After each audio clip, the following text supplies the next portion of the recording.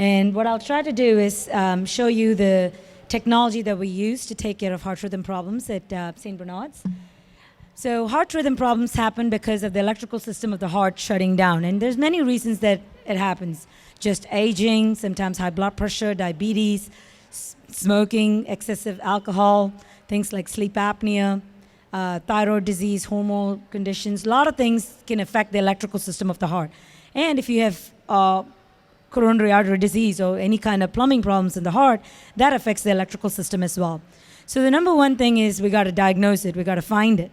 So there are many monitors that you hear about where we wear external monitors, but the most advanced technology is these implantable monitors that are really tiny little chips that we put under the skin.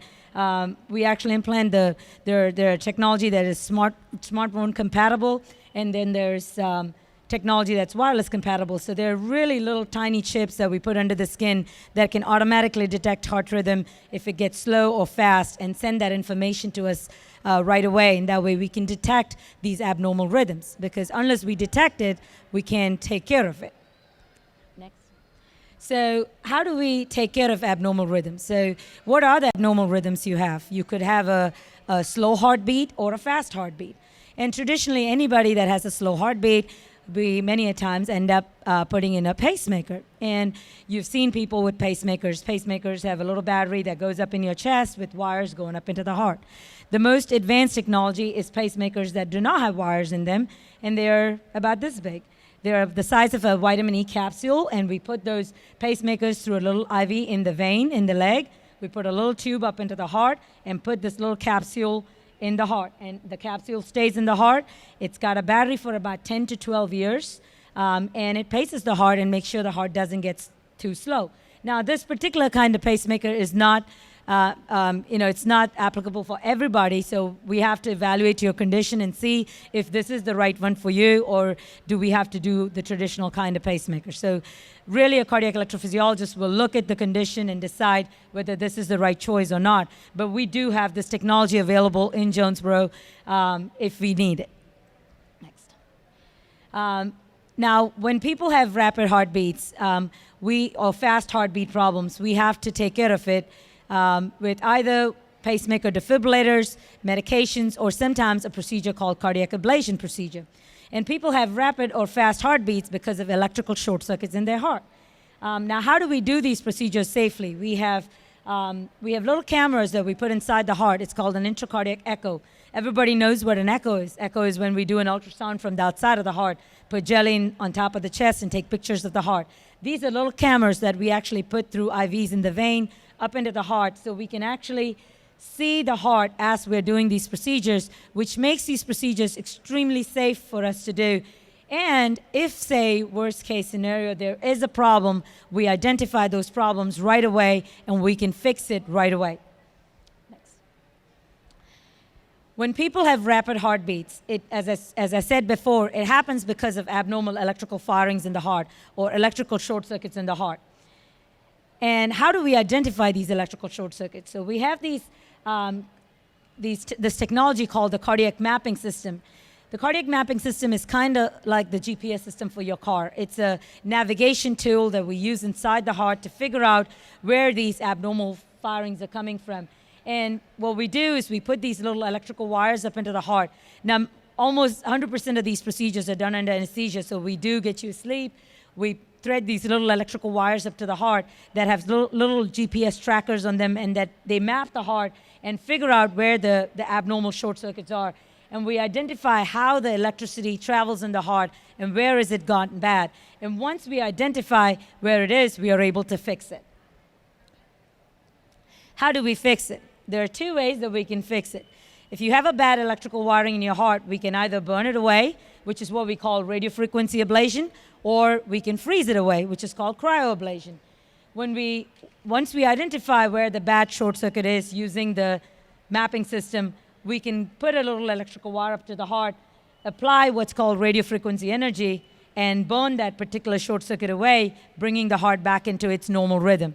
Sometimes we use freezing technology where we freeze that short circuit away, which is called the cryo technology. And we do these cardiac ablation procedures for almost every kind of rapid heart rhythm, the most common heart rhythm problem being atrial fibrillation.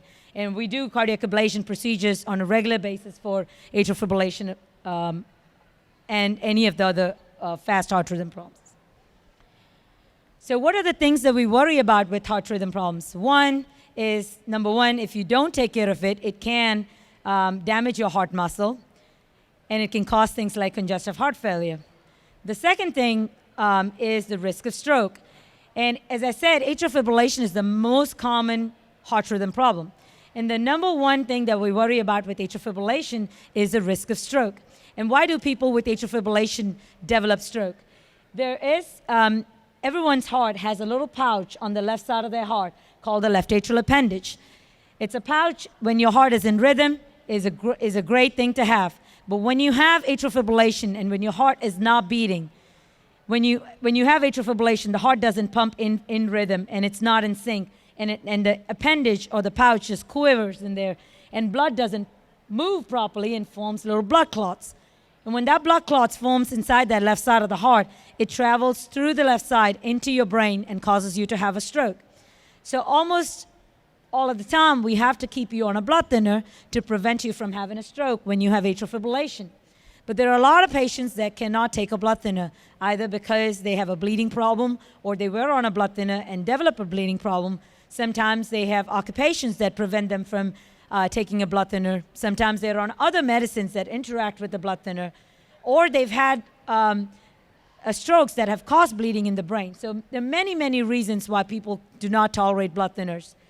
And if one is not able to tolerate a blood thinner, we implant a device called a Watchman Device. A Watchman Device is a little cardiac plug that we put in this left atrial appendage, and we plug that appendage off.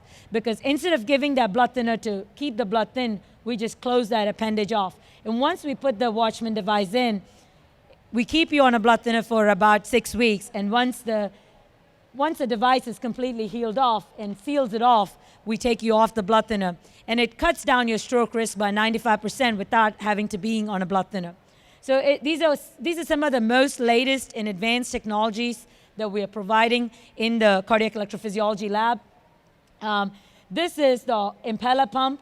Now, when we do some of these ablations and some of the procedures what Dr. Arroyo and Dr. Ahmed do, where they have to fix blocked arteries, or sometimes when I have to do an ablation procedure for somebody who's having cardiac arrest, we have to put a heart pump to keep the heart beating while we are doing these procedures.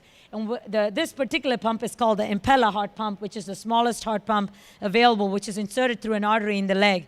And all of us use this Impella heart pump to be able to do these procedures safely. In that way, the heart is not in distress when we're doing these procedures. We don't use the Impella pump for all the procedures. There are selected procedures that we use the Impella heart pump for. So this about summarizes almost all the newer technologies. In addition to this, we do the pacemakers, cardiac defibrillators, and the regular kind of ablations as well.